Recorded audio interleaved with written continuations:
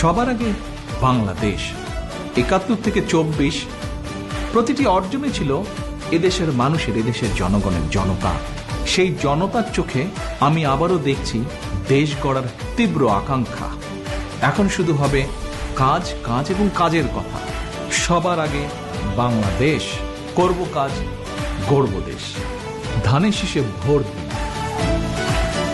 সবার আগে বাংলাদেশ, করব কাজ, গড়ব দেশ। বাংলাদেশ জাতীয়তাবাদী দল।